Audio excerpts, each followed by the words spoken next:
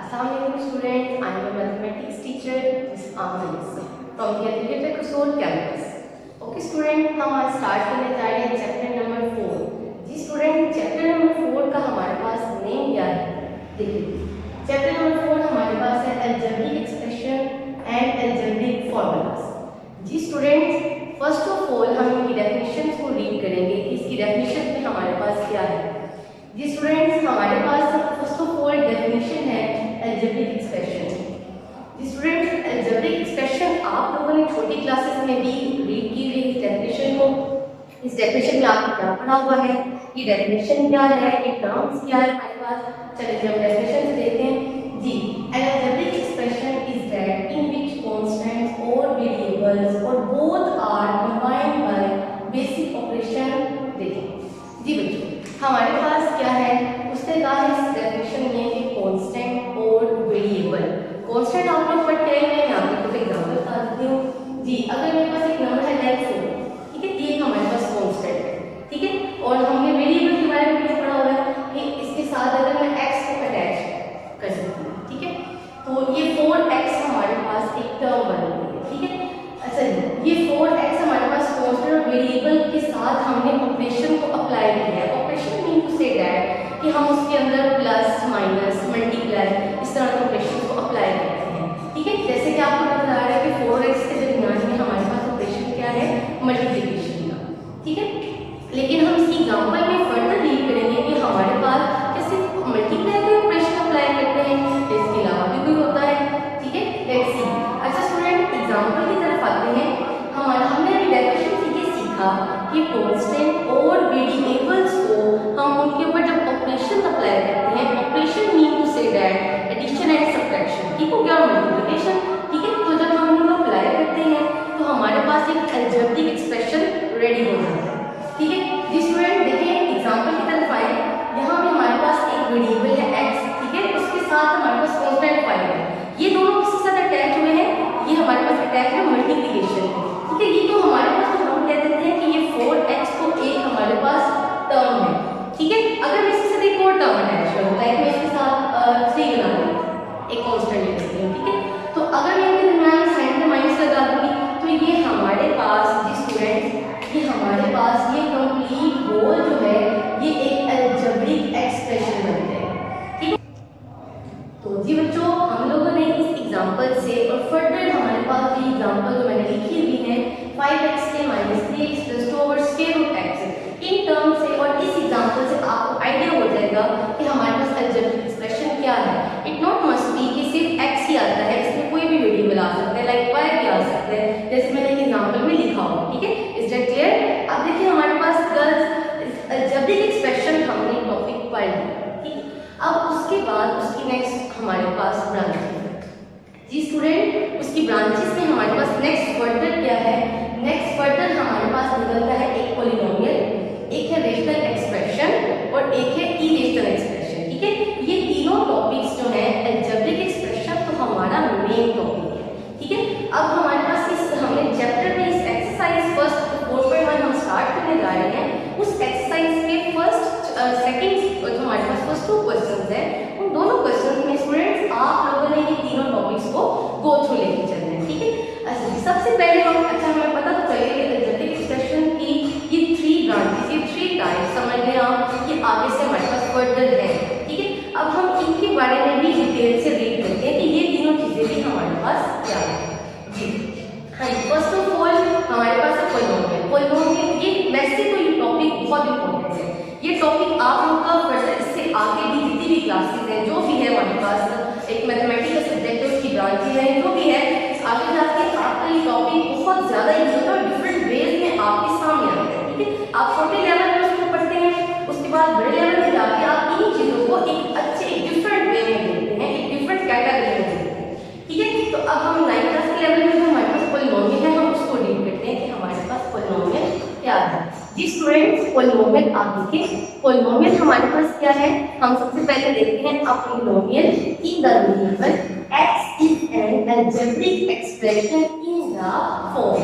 अब सिंपली मैं आपको ये भी बता दूं कि पॉलिनोमियल जो है हमारे पास, उसको हम सिंपली ये भी कह सकते हैं a polynomial is an algebraic expression the algebraic expression in which the exponent of variable are in the whole numbers। अब इसको मैं आपको एक्सप्लेन कर देती हूँ कि ये मैंने आपको जो लाइन अभी बताई है ये एक इसकी शॉर्ट फॉर्म है, इसका बेसिक कंसेप्ट है पॉलिनोमियल का, जो कि लिंक करता है हमारे पास इसकी इक्वेशन, ये जो हमारे पास टाइप दी है इससे लिंक करता है, ठीक है।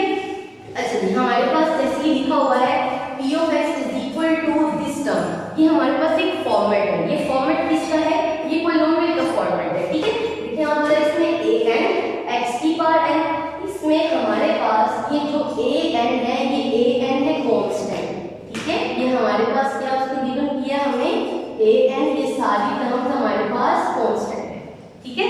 और इसमें जो x हमारे पास टर्म शो हुआ है वो वेरिएबल है, ठीक है। उसकी पार्ट्स आप देखें n है, फिर n प्लस 1 का मतलब है बढ़ रही है, ठीक है। लाइक अगर इनके सपोज मैं कहती हूँ कि n हमारे पास पार्ट एक 4 है, ठीक है। अगर मैं यहाँ पे n की जगह 4 लिखती हूँ तो x की पावर 4 आ गई।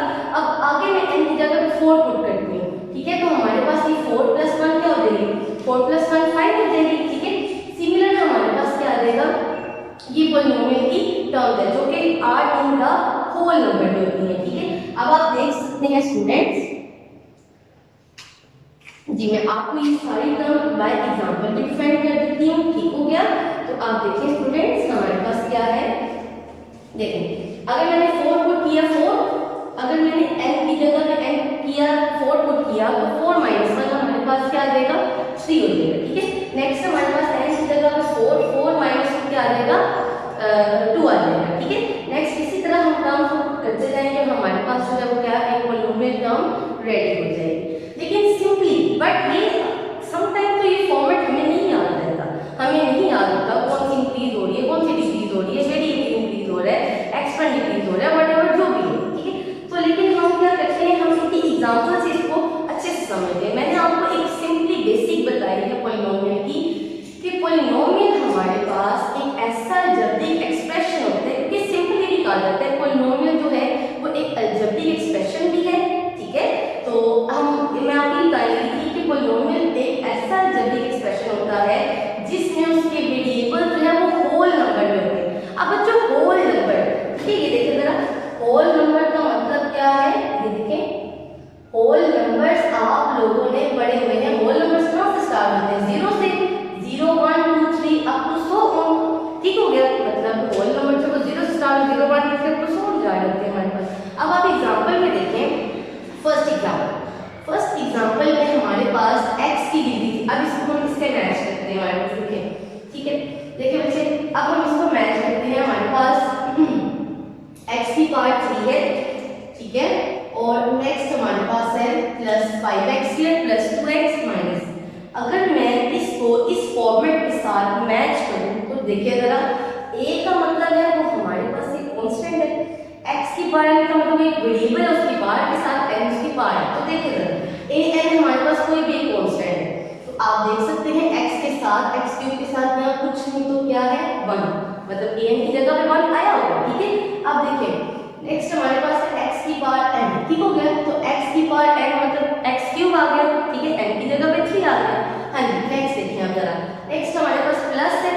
अब नेक्स्ट कांस्टेंट है, चाहे वो बड़ा है छोटा है जो भी है, तो हमारे पास नेक्स्ट कांस्टेंट क्या है 5, तो उसे मैच करें हमारे पास जी स्टूडेंट्स। नेक्स्ट देखिए x की पावर n माइनस 1 मतलब पीछे वाली से एक कम हो रही है, तो आप देखें 3 से ये एक क्या हो रहा है कम, मतलब n minus 1 3 minus 1 that is x square. Is that clear. अब आगे देखिए हम जरा नेक्स्ट भी हम चेक करते हैं, प्लस a की पावर a की हमारे पास जो कांस्टेंट है वो n प्लस 2 चाहे बड़ा हो छोटा जो भी, तो यहाँ पे कांस्टेंट क्या आया हुआ है प्लस, ठीक है। अब नेक्स्ट देखिए x की इसके साथ जो हमारे पास वेरिएबल कंबाइन कर रहा है वो क्या है x की पावर n माइनस 2, मतलब उससे भी पीछे वाली से n से हमारे पास क्या करना है माइनस 2 करना। आप देख सकते हैं कि यहाँ पर n क्या था, n हमारे पास 3 था, तो यहाँ से लिया था हम लोगों ने हायर पावर उसकी, तो 3 में से हमने माइनस 2 किया तो हमारे पास क्या आ गया 1 आ गया, ठीक है। अब आप नेक्स्ट देखिए आप तो सॉल्व ये नंबर ऐसे ही चलते जा रहे हैं, हमें फॉर्मेट में तो नहीं ना पता कि ये नंबर्स आगे फर्दर,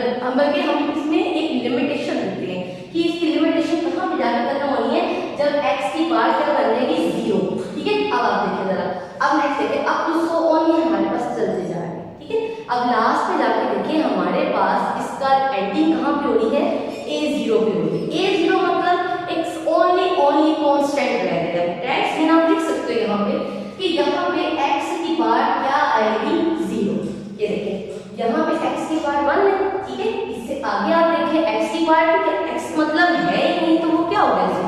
वैसे बच्चों आप लोगों ने सेकंड चैप्टर में 9th के सेकंड चैप्टर में लॉज ऑफ एक्सपेरिमेंट पढ़े हुए हैं।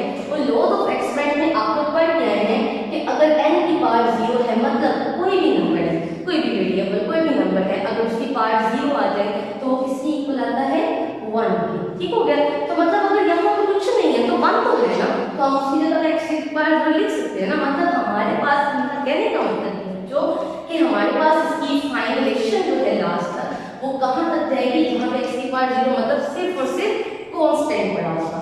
तो अब आप देख सकते हैं यहाँ पे हमारे पास x की पावर क्या आ गई, यहाँ पे x की पावर आ गई 0, देखिए 3 2 1 और ये क्या आ गई 0।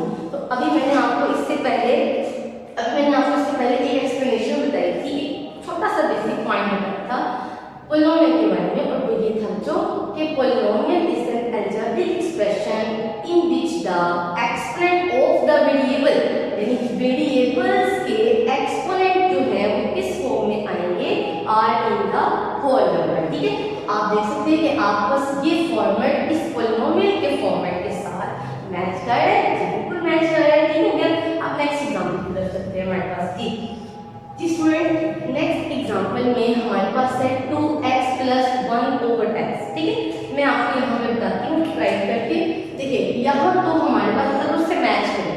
अच्छा ये भी बच्चों जरूरी नहीं है कि हमारे पास जो इसकी पार्ट है वो 3 से स्टार्ट हो, वो 4 से स्टार्ट हो, 2 से स्टार्ट हो, किसी से भी स्टार्ट हो सकती है, लेकिन उसकी फाइनलाइजेशन कहाँ तक होनी है, x की पावर 0 तक। ठीक है, तो उस टर्म को हम क्या बोलेंगे कि वो हमारे पास पोलिनोमियल, अगर वो होल नंबर के अंदर है, मतलब उसका लास्ट 0 है, उसके बाद 1, ठीक है, उसके बाद बेशक 2 तक जाए, वो 3 हो 4, मतलब स्टार्ट कहीं से भी हो सकता है, लेकिन वो इधर से डिक्रीज इस साइड से पीछे की तरफ, फिर उसकी सीक्वेंस इक्वल होनी चाहिए। अगर 3 आ रहा है तो फिर 2 1 फिर 0 तक खत्म हो। अब हम आगे देखते हैं जी स्टूडेंट। नेक्स्ट हमारे पास है 2x + 1/x। यहाँ पे देखिए x की पावर 1 है, ठीक है, प्लस, अब इसको अगर मैं लिखूं तो इसको मैं ऐसे लिख सकती हूँ क्योंकि इसकी पावर नीचे +1 है, तो वो ऊपर जाके क्या हो जाएगी बच्चों -1। ठीक है, अब आप देखिए पहले इसकी पावर +1, फिर उसकी पावर क्या हो गई -1, मैं इसको पूरा फॉर्मेट लिख देती हूँ जी स्टूडेंट्स, 2x + x की पावर -1। अब आप मुझे बताएं कि यहाँ पे क्या ये होल नंबर कंप्लीट का है, बिल्कुल भी नहीं। देखें 1 है फिर -1, 0 पे तो फिनिशिंग हो ही नहीं रहा। ठीक हो गया। और वैसे क्या आप लोगों ने एक कंसेप्ट आप ये भी याद रखते हैं पोलिनोमियल का, कि पोलिनोमियल जो है उसमें कोई भी एक्सपोनेंट है वो नेगेटिव नहीं होता, उसमें एक वेरिएबल जो है उसका एक्सपोनेंट कभी भी नेगेटिव नहीं होता। तो आप यही से आइडिया लगा लें कि इसकी वेरिएबल का एक्सपोनेंट क्या आ गया, नेगेटिव है, इसमें ही हमारे पास पोलिनोमियल नहीं है। ठीक है, अब हम नेक्स्ट चलते हैं जी स्टूडेंट। नेक्स्ट हमारे पास है x4 + k√2x³ - 5x + 4। जी इस एग्जांपल को चेक करते हैं हम। इस एग्जांपल में देखिए कांस्टेंट कुछ भी आ सकता है और वेरिएबल की पावर भी जहां से मर्जी स्टार्ट हो सकती है, लेकिन वो क्या होनी चाहिए, होल नंबर में आनी चाहिए। ठीक है, और इसके अलावा उसकी कोई भी पार्ट नेगेटिव नहीं होनी चाहिए। ठीक है, वो पोलिनोमियल नहीं होता जी स्टूडेंट। अब हमारे पास x4 ये टर्म है पूरी। अब आप देखिए x की पावर 4, हम इस फॉर्मेट के साथ मैच करें तो इसके साथ कुछ नहीं तो 1 तो है ना हमारे पास।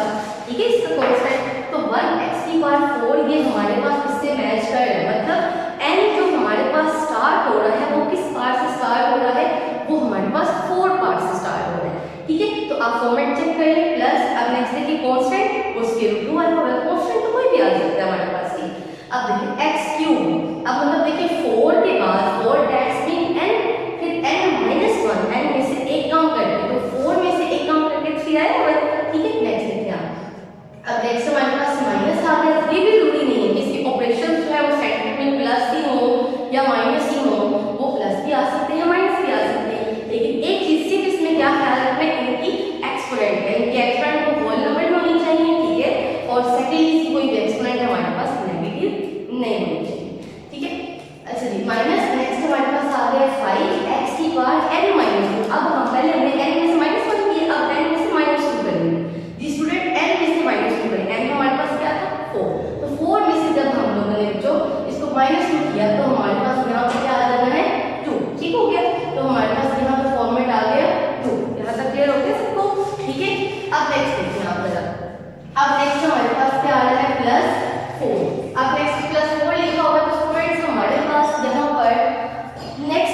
पास पहले n-2 है, पहले n है, फिर n-1 हुआ, फिर n-2 हुआ, फिर n-3 होना है। अब n-3 करने से 4 - 3 1 क्या वो यहाँ पे है हमारे पास, तो मिसिंग है। ठीक हो गया। आगे वेरिएबल हमारे पास x 0 बन रहा है, ठीक है, तो ये हमारे पास क्या हो जाएगा, दैट इज नॉट पॉलिनोमियल। ठीक है, तो यहाँ पे मैं एक्सप्लेन करती जाती हूँ कि that is a stick means that is a polynomial. ठीक है, and the cross means that is a not polynomial. ठीक है, अब मैंने आपको ये बताया है स्टूडेंट, मैंने आपको ये बताया कि हमारे पास यहाँ पर वेरिएबल जो पॉजिटिव होनी चाहिए। ठीक है, तो अब ये देखिए यहाँ इसकी फॉर्मुलेशन जो है वो x0 तक हो रही है। ठीक है, तो अब हमारे पास यहाँ मिसिंग x आ रहा है। ठीक है, तो हम इसको कह देंगे कि that is a not polynomial. अब इसकी थर्ड एग्जांपल में आ जाते हैं। थर्ड एग्जांपल में हमारे पास x + 5x²। ठीक हो गया। अच्छा जी, अब इसमें देखिए x की पावर, इसको मैं फॉर्मेट को लिख देती हूँ, x की पावर 1/2 + 5, आगे x की पावर है 2। तो मुझे बताएं जरा स्टूडेंट, क्या यहाँ पर हमारे पास ये होल नंबर की पार्ट्स बन रही है? बिल्कुल भी नहीं। तो ये हमारे पास क्या आ जाएगा, that is not a polynomial. मैंने इसकी एग्जांपल्स लिख ली थी, लेकिन मैंने कौन सा पॉलिनोमियल है कौन सा नहीं मैंने मेंशन नहीं किया था। ठीक है, यूनिटी और क्रॉस में आपको मेंशन कर दिया। जी स्टूडेंट, अब हम नेक्स्ट चलते हैं अपनी एक्सरसाइज की तरफ। आप लोगों को बल्कि इसमें हमारे पास एक टॉपिक है रेशनल एक्सप्रेशन, इसको भी हम रीड कर लेते हैं। रेशनल और इरेशनल नंबर के बारे में आप लोग पढ़ के आए हैं। रेशनल नंबर क्या होता है हमारे पास स्टूडेंट? रेशनल नंबर है a number that can be expressed in the form of p/q where q is not equal to 0। ये तो अब आप लोगों ने एक नंबर पढ़ा होगा। ठीक है, जिसमें आपको एग्जांपल भी लेके बता देती हूँ जी। अगर मेरे पास लिखा हुआ है 4/5 और एक मेरे पास लिखा हुआ है, दूसरा मैंने लिखा है √3। तो स्टूडेंट्स, आप लोगों ने पहले एग्जांपल्स में रेशनल और इरेशनल नंबर की डेफिनेशन पढ़ी है, इसकी एग्जांपल भी देना सीखा हुआ है। ठीक है, आपने ये किया, आपको पता है कि अ number that can be expressed in the form of p/q।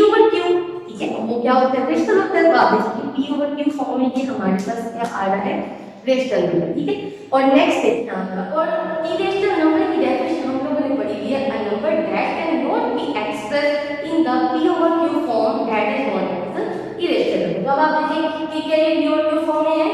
बिल्कुल भी नहीं। ठीक है, लेकिन बच्चे ये देखिए कि यहाँ पर हमारे मैंने आपको ये भी बेसिक पॉइंट बताया हुआ है कि जो टर्म पाई और स्क्वायर रूट फॉर्म में आती है, ठीक है, वो हमारे पास इरेशनल की कैटेगरी में चली जाती है। ठीक है, और जो हमारे पास सिंपल टर्म है p/q फॉर्म, जैसे सिंपल फोर नंबर है, वो भी क्या कहलाएगा हमारे पास, रेशनल नंबर ही कहलाएगा। तो √3 को आप क्या बोलोगे, इरेशनल नंबर। तो ये आपके पास आ गया रेशनल और ये आपके पास आ गया इरेशनल। ये तो हम लोगों ने पढ़ा नंबर के बारे में, क्योंकि हम अपना चैप्टर पढ़े एक्सप्रेशंस में, और एक्सप्रेशन में हम लोग क्या अपने साथ इंक्लूड करते हैं, कांस्टेंट के साथ वेरिएबल्स को इंक्लूड करते हैं। ठीक है, तब वो एक एक्सप्रेशन बनता है।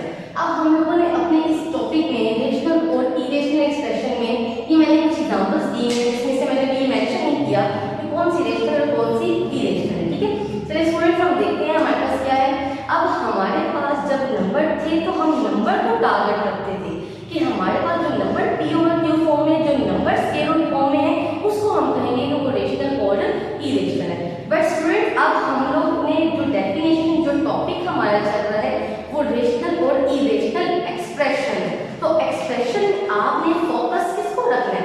एक्सप्रेशन में आपने फोकस रखना है वेरिएबल्स पे। ठीक है, कि वेरिएबल्स किस फॉर्म में आ रहे हैं। अगर वेरिएबल हमारे पास सिंपल वे में है, यानी p/q फॉर्म में है, तो उसको हम क्या करेंगे कि वो रेशनल है। और अगर वेरिएबल हमारे पास स्क्वायर रूट फॉर्म में, जैसे हमने यहाँ कहा है कि अगर वो नंबर स्क्वायर रूट फॉर्म में है तो वो इरेशनल है। ठीक है, अगर वो नंबर सिंपल p/q फॉर्म में है तो वो रेशनल है। ठीक है, तो हम एक्सप्रेशन को टारगेट रखेंगे कि अगर एक्सप्रेशन हमारे पास सिंपल वे में p/q फॉर्म में है तो क्या होगा, वो रेशनल होगा। ठीक है, और अगर हमारे पास expression mean to say that, तो उसके साथ एक्स वेरिएबल है, अगर वेरिएबल हमारे पास स्क्वायर रूट फॉर्म में आ जाए तो हम उसको किस कैटेगरी में ले जाएंगे, उसको हम इरेशनल की कैटेगरी में ले जाएंगे। तो स्टूडेंट्स, ये देखिए जरा, हमारे पास ये एग्जांपल्स मैंने कुछ लिखी हुई है। ये फर्स्ट एग्जांपल आप चेक करें। फर्स्ट एग्जांपल में हमारे पास देखिए कि पूरा जो नंबर है, ये पूरा एक्सप्रेशन p/q फॉर्म में तो है। ठीक हो गया। अब लेकिन p/q फॉर्म में तो वो है हमारे पास, बट हम लोगों ने इसमें से रेशनल एक्सप्रेशन और इरेशनल एक्सप्रेशन को सेपरेट आउट करना है। तो बच्चे, मैंने आपको भी बताया है कि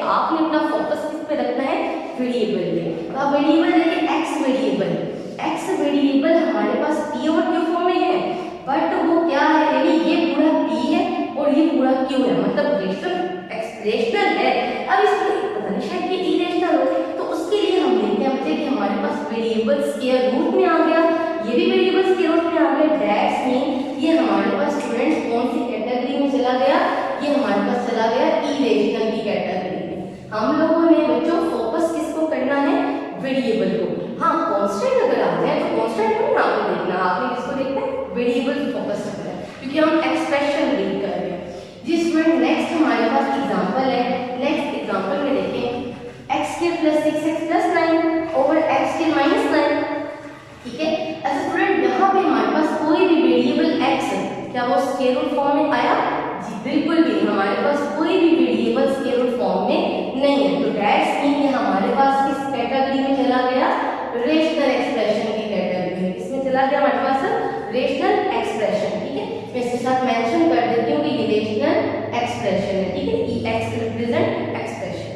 जी थर्ड एग्जांपल की तरफ चलते हैं। थर्ड एग्जांपल में हमारे पास एक्स वेरिएबल जो है वो किस फॉर्म में आ गया है, वो हमारे पास स्क्वायर रूट फॉर्म में आ गया है। तो अगर ये स्क्वायर रूट फॉर्म में आ गया तो ये किस कैटेगरी में चला गया हमारे पास, ये हमारे पास आ गया स्टूडेंट इरेशनल फॉर्म में, इरेशनल एक्सप्रेशन। ठीक है, अच्छा जी नेक्स्ट हमारे पास एक लास्ट एग्जांपल रह गई है, उसमें आप वेरिएबल को चेक करें। हाँ, उसमें कांस्टेंट तो स्क्वायर रूट 3 आया होगा, लेकिन कांस्टेंट आपको नहीं कहा, मैंने आपको कहा है कि आपने फोकस किस पे रखना है, अपने वेरिएबल के ऊपर। क्या आपका वेरिएबल तो स्क्वायर रूट में आया है, आपकी वेरिएबल जो है वो यहाँ पे x यूज हो रहा है, x स्क्वायर है, x है, x के तो कोई भी स्क्वायर रूट फॉर्म में नहीं है।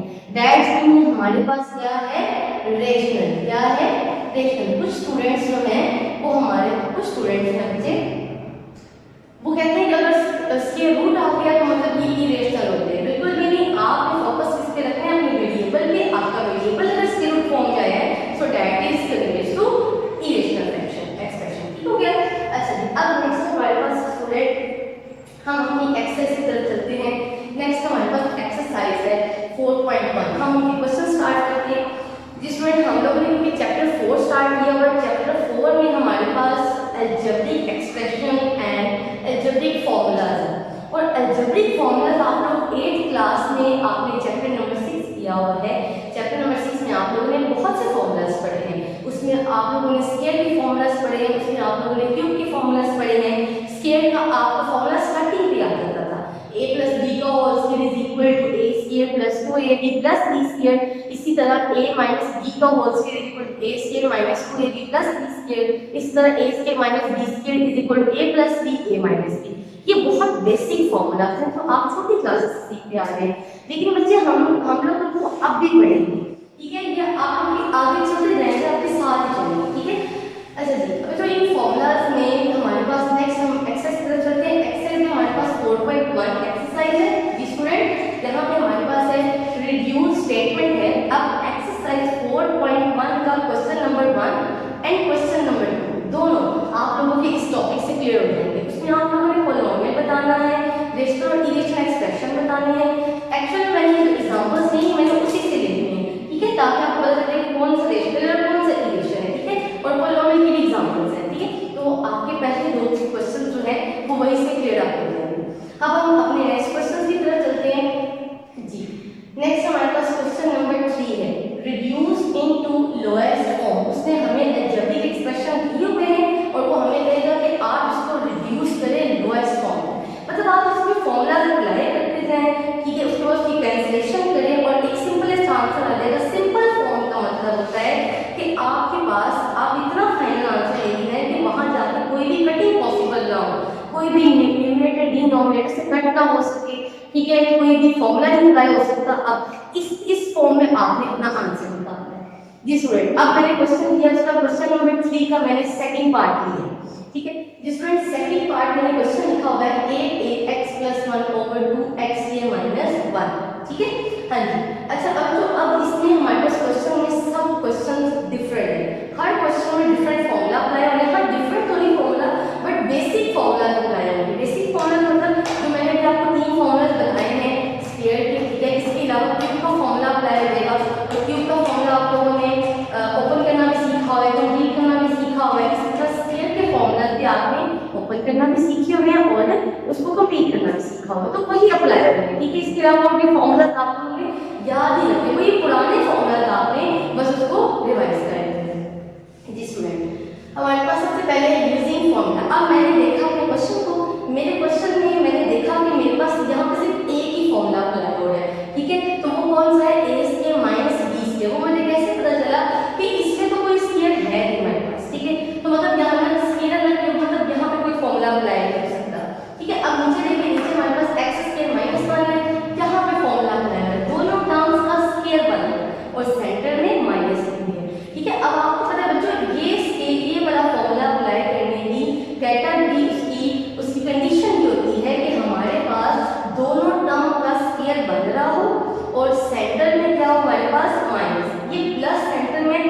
फॉर्मूला अप्लाई नहीं करते, ठीक है। तो वैसे मुझे इसलिए यहाँ से पता चले कि यहाँ पे फॉर्मूला अप्लाई हो सकता है, क्योंकि x का भी स्क्वायर है और 1 का भी स्क्वायर बन सकता है, क्योंकि 1 जो भी है 1 का स्क्वायर बनाओगे तो क्या देगा बच्चों, 1 आ जाएगा, ठीक है। अच्छा स्टूडेंट, तो मैंने ये क्वेश्चन अपना पूरा लिखा मैंने वैसे पहले फॉर्मूला अप्लाई किया। अगर आप हर सवाल में बार बार लिखेंगे कि यूजिंग दैट फॉर्मूला ये वाला फॉर्मूला अप्लाई करें, ये वाला अप्लाई करें, बेशक वो एक क्वेश्चन में 2 दफा क्यों ना अप्लाई हो रहा हो, आप उसको बार बार मेंशन करें। उससे क्या बेनिफिट होता है कि आपको ये फॉर्मूला आपके ज़हन में रहते हैं, आपको एप्लीकेशन उसकी समझ आती है, आपको पता होता है कि आपने कब कैसे अप्लाई करना है, ठीक है। तो इसलिए आप फॉर्मूलाज को प्लीज मेंशन किया करें, साथ साथ कि आप कौन सा फॉर्मूला अप्लाई करने लगे कि आप अपने क्वेश्चन को किस फॉर्मूले के थ्रू सॉल्व करेंगे। जी स्टूडेंट, हमारे पास ये क्वेश्चन है, हमें अपने इस क्वेश्चन में अपना फॉर्मूला अप्लाई करना है। a square minus b square equal a plus b a minus b, ठीक है। ये मेरे पास यहाँ पे दोनों पे कोई एप्लीकेशन जो भी है वैसे की वैसे आए टू एज इट इज। अब देखिए इस पे मैं फॉर्मूला यूज करना है, ठीक है। तो x स्क्वायर माइनस हमने आपको यहाँ पे शॉर्ट फॉर्म में कर देती हूँ, देखिए x का होल स्क्वायर माइनस 1 का होल स्क्वायर, ठीक है। x स्क्वायर माइनस 1 तो हमने दोनों के होल स्क्वायर बना दिए। अब यहाँ भी हम ऐसे करते हैं फॉर्मूले में, दोनों के होल स्क्वायर होते हैं, सेंटर में माइनस होता है, उसके बाद a और b दोनों के दरमियान में हम एक दफा प्लस लगाते हैं और एक दफा माइनस लगाते हैं, ठीक है। तो बच्चे इस तरह मेरे पास इन दोनों की कंप्लीटिंग स्क्वायर हो गई, ठीक है। तो अब हमने x और 1, अब x और 1 को जरा कंपेयर कर लें तो वो a b की जगह पे, तो क्या करना है, x और 1 के दरमियान एक दफा प्लस एक दफा माइनस। तो स्टूडेंट मैंने यहाँ पे क्या किया, x के माइनस 1 को जब फॉर्मूले के अकॉर्डिंग ओपन किया तो हमारे पास क्या हो गया, x plus 1 and x minus 1, ठीक है। अब नेक्स्ट मैंने फॉर्मूला को अप्लाई कर दिया और उसको ओपन भी कर दिया। अब बच्चे मैं उसको कैंसिलेशन करूंगी, ठीक है। अब देखिए सेम टर्म को हम कैंसिल आउट कर देंगे। जी स्टूडेंट, सबसे मैंने हमें कैंसिलेशन पहले ही मैं आपके सामने रखी हूँ, देखिए जरा 2 1 जा 2 2 4 जा 8, तो देखिए 2 और 8 कटिंग हो रहे थे तो 4 आ गया मेरे पास, a वैसे का वैसे क्योंकि a किसी के साथ कट नहीं हो रहा। और स्टूडेंट देखिए जरा नीचे से x प्लस 1 और ऊपर से भी x प्लस 1, ठीक है। कुछ स्टूडेंट्स को ये कंफ्यूजन होती है कि -1 माइनस वाला प्लस से कैंसिल होगा, बिल्कुल भी नहीं। जब न्यूमरेटर और डिनोमिनेटर में कैंसिलेशन करते हैं तो न्यूमरेटर और डिनोमिनेटर की सेम टर्म्स को कैंसिल करते हैं, उसमें हम प्लस माइनस की टर्म कैंसिल नहीं करते। जब हम सिंपल एडिशन सब्ट्रैक्शन कर रहे हैं लाइक दिस, लाइक में 4 माइनस 4 है, ठीक है, x स्क्वायर प्लस आगे लिखा हो, तो यहाँ पर आप जब आप एडिशन सब्ट्रैक्शन करते हैं तब आप एक प्लस और एक माइनस की सेम टर्म को कैंसिल आउट कर सकते हैं। बट बच्चे जब आप न्यूमरेटर और डिनोमिनेटर में कैंसिलेशन करते हैं तो सेम टर्म को सेम टर्म के साथ ही कैंसिल करते हैं, ठीक है। तो ये मैंने कैंसिलेशन की, रिमेनिंग मेरे पास ऊपर से 4a रह गए और नीचे से मेरे पास रह गया है x माइनस 1, ठीक है। So that is answer students. अब नेक्स्ट मेरे पास क्वेश्चन है, अब देखिए एक ही छोटा सा फॉर्मूला अप्लाई हुआ है और मेरे पास ये क्वेश्चन सॉल्व हो रहा है, ठीक है। अच्छा अब नेक्स्ट मेरे पास क्वेश्चन नंबर 3 है। जी स्टूडेंट, क्वेश्चन नंबर 3 मेरे पास ये फोर्थ वाला मैंने फोर्थ पार्ट दिया है, क्वेश्चन नंबर 3 का फोर्थ पार्ट है, ठीक है। अब देखिए, अब मैंने जब इस क्वेश्चन को देखा तो मुझे नजर आया कि यहाँ पे स्क्वायर भी आया हुआ है और क्यूब भी आया हुआ है, ठीक है। तो मैंने स्क्वायर को फॉर्मूला ओपन करना सीखा हुआ है, ठीक है, उसको कंप्लीट करना भी सीखा। अगर मैं अब आपको देखते हुए बात करूँ, ठीक है, तो बच्चे आपके जहन में क्वेश्चन आता होगा कि मुझे उसको ओपन करना भी सीखा हुआ है, कंप्लीट भी सीखा हुआ है, लेकिन बच्चे कंप्लीट करना थोड़ा सा मुश्किल होता है, ओपन करना ज्यादा आसान होता है, आपको फॉर्मूला रटा होता है, ठीक है। तो अब देखिए बच्चे मैंने यहाँ से इस क्वेश्चन के भी दो मेथड है, ठीक है। आप इस क्यूब को कंप्लीट करके आप इसमें फॉर्मूले को कंप्लीट करके भी अप्लाई कर सकते हैं और ओपन करके भी कटिंग कर सकते हैं, एज यू विश, ठीक हो गया। तो बच्चे ओपन करना क्योंकि फॉर्मूले को थोड़ा सा आसान होता है, तो उसको देखते हुए जब मैंने इस क्वेश्चन को देखा तो मुझे नजर आया फर्स्ट पे ही कि ये a cube minus b cube का फॉर्मूला अप्लाई हो रहा है और अप्लाई हो रहा है और उसको ओपन करना है। और जब मैंने नीचे देखा तो मैंने देखा कि यहाँ पे ये तो आया हुआ है a minus b a square plus ab plus b square, जो मैं ये फॉर्मूला आपके सामने बोल रही हूँ लिखा है x y में, ठीक है। तो ये तो कंप्लीट हो जाएगा, कंप्लीट कर देंगे तो तब इससे कैंसिल हो जाएगा और रिमेनिंग टर्म बच जाएगा हमारे पास, ठीक है। तो ये बच्चा आपकी मर्जी, आप जैसे इसको अप्लाई करें। अब हम फॉर्मूले की तरफ आते हैं, यूजिंग फॉर्मूला। मैंने पहले मेंशन करना है कि मैं कौन सा फॉर्मूला यहाँ पे अटेम्प्ट करने लगी हूँ। मैंने फॉर्मूला अप्लाई करना है जो a cube minus b cube का। हाँ जी, इस फॉर्मूले की क्या रूल्स है, इस फॉर्मूले को कैसे अप्लाई करते हैं, कैसे ओपन करते हैं। जी स्टूडेंट, क्यूब के नीचे जो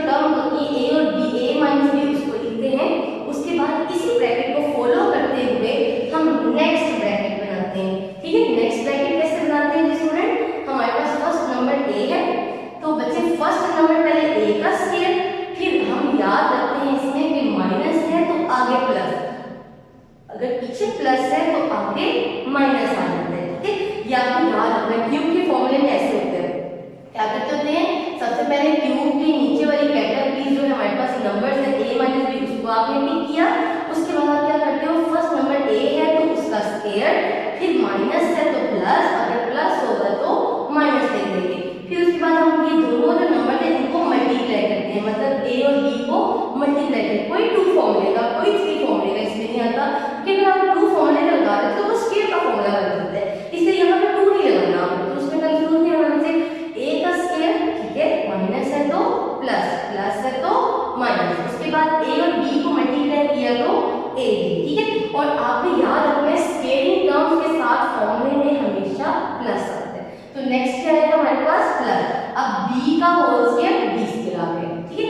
ये आपने ऐसे फॉर्मेट याद रखना है। इस फॉर्मेट से क्या हुआ कि अगर a b की जगह पे कुछ भी टर्म आ जाती है, कोई कॉम्प्लिकेटेड आ जाए, कोई बड़ी बात बड़ी टर्म आ जाए, तो आप इसको अप्लाई कर सकते हैं बहुत इजीली, ठीक है। जिस स्टूडेंट मैं इसको ओपन करूंगी, मैं अपने यहाँ पे क्यूब का फॉर्मूला ओपन करूंगी, x cube minus y cube, ठीक है। समझिए ये a cube minus b cube है, तो अप्लाई करके क्या सीखा है मैंने, क्यूब को स्किप करके नीचे टर्म को टेक आउट करते हैं x माइनस y, ठीक है। फिर इसको फॉलो करते हुए हम नेक्स्ट ब्रैकेट बनाते हैं, ऐसे सिखाया था मैंने आपको भी, x का स्क्वायर x स्क्वायर आ जाएगा, फिर अगर यहाँ माइनस है तो आगे प्लस, और अगर यहाँ प्लस हो तो आगे माइनस, के आपने याद रखना है क्योंकि अभी हम माइनस का फॉर्मूला यूज कर रहे हैं। तो स्टूडेंट अगर हमारा यहाँ माइनस है तो आगे क्या आएगा, प्लस आएगा, ठीक है। उसके बाद हम x और y को मल्टीप्लाई करते हैं, जैसे हमने a और b को मल्टीप्लाई किया यहाँ पे, तो स्टूडेंट x और y को जब हमने मल्टीप्लाई किया तो वो हमारे पास क्या आ गया, x1, ठीक है। उसके बाद स्केलिंग टर्म के साथ हमेशा प्लस, फिर y का स्केल क्या आ जाएगा, y, ठीक है। ये हमने x cube minus y cube को ओपन कर दिया, तो ये दो ब्रैकेट्स बन गई हमारे पास, और ये वाली पूरी ब्रैकेट वैसे की वैसे। अब नीचे वाले देखिए मैंने वैसे की वैसे लिख दी है, ठीक है। अब आप देखो, अब आप कैंसिलेशन कर दें। अब मैं चाहती हूँ मैं इसको भी कंप्लीट करके उसके साथ कैंसिल कर सकती थी, मैंने दोनों को ओपन कर दिया क्योंकि फॉर्मूला जो है वो ओपन करना थोड़ा सा आसान होता है। जी स्टूडेंट, अब मैं इसकी कैंसिलेशन करूंगी, x माइनस y से कैंसिल। अब आप देखें x square plus xy minus y से, ये माइनस टर्म से ये भी कैंसिल हो गया, ठीक है। अब हमारे पास जो बाकी का बच गया, y कैंसिलेशन करने से हमारे पास रिमेनिंग टर्म आ गई x square minus 2xy plus y, ठीक है। अब आप इतना भी आंसर दे सकते हैं, लेकिन क्योंकि उसमें कहा हुआ है रिड्यूस इनटू लोएस्ट फॉर्म, तो बच्चे लोएस्ट फॉर्म मैंने आपको सिखाई है कि उस फॉर्म तक लेकर आना जहां पे फॉर्मूला अप्लाई ना हो, जहां पे कैंसिलेशन होती हो। तो हमारे पास यहाँ पे अगर हम इस फॉर्मूले को देखें, a square minus 2ab plus b square, यानी कंप्लीटिंग स्क्वायर की तरफ अगर हम आए तो यहाँ से इसका कंप्लीट स्क्वायर होता है, ठीक है। तो इसकी कंप्लीटिंग स्क्वायर क्या हो जाएगी, a माइनस b का होगी। इसमें कैसे कंप्लीट करते हैं, जब इसको ओपन करते हैं तो 3 टर्म निकलती है ना हमारे पास, वो फॉर्मूले के अकॉर्डिंग होती है। जब हम इसको कंप्लीट करेंगे तो वही 3 टर्म बाउंड होके क्या हो जाएगी, 2 टर्म में कंप्लीट हो जाएंगी। तो उसका क्या मेथड है, जिन दो टर्म्स का स्क्वायर बदला होता है, जैसे a स्क्वायर और b स्क्वायर बन रहा है, तो आपने वो स्क्वायर नहीं उनकी पिक करनी है, क्या ले लेना है, सिर्फ उन टर्म्स को ले लेना है, मतलब a और b आपने ले लिया। और सेंटर का साइन कहाँ से लेते होते हैं, जो मल्टीप्लिकेशन टर्म के साथ होता है। आपको पता है बच्चों, ये स्केलिंग टर्म है और ये कौन सी टर्म है, मल्टीप्लिकेशन टर्म, क्योंकि इसमें हम मल्टीप्लाई करते हैं ना फर्स्ट टर्म को सेकंड टर्म के साथ, ठीक है। तो हम जो मल्टीप्लिकेशन टर्म के साथ साइन होता है वो हमेशा हम सेंटर में लिखते हैं और फिर उसका होल स्क्वायर कंप्लीट कर देते हैं, ठीक है। तो इसी तरह आप इधर आ जाए, मैंने ऐसे इसको ओपन किया है, देखें कंप्लीट कर दिया, sorry x square y square, ठीक है। दोनों स्केलिंग टर्म उनका मैंने x और y के दोनों x और y टर्म टेक कर ली। अब उसके सेंटर में हमारे पास साइन किसका आएगा, उसके सेंटर में साइन आएगा मल्टीप्लिकेशन टर्म का, जिसमें मल्टीप्लिकेशन टर्म का साइन है हमारे पास माइनस, ठीक है। तो सेंटर में क्या आ गया, माइनस, और मैंने इसका क्या कर दिया, कंप्लीट स्क्वायर कर दिया, ठीक है। यहाँ तक आपको क्लियर हो गया। अब हम नेक्स्ट करते हैं